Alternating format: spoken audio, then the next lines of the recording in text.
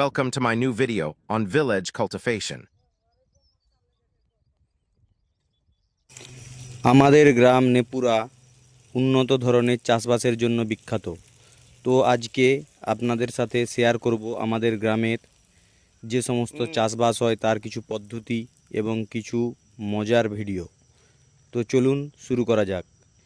এই হচ্ছে আমাদের ইন্দ্রজিৎ, এ হাল চালায়।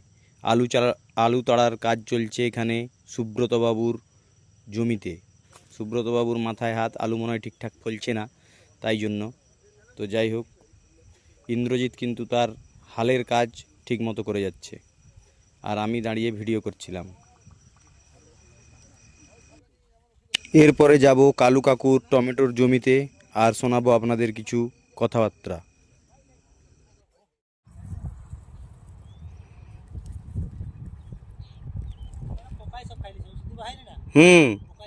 পোকা প্রচুর হচ্ছে এই শীতকালে, কি লেদা পোকা।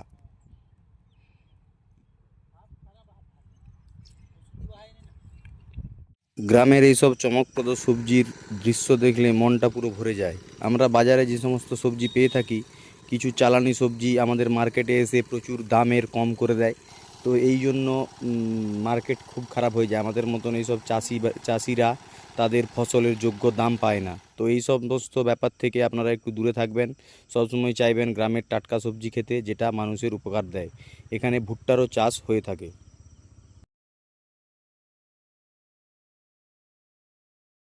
এই সমস্ত চাষবাস মেশিনের জল দিয়েই হয়। বর্তমানে আমাদের এখানে একটা রিভার পাম্পের কাজ চলছে।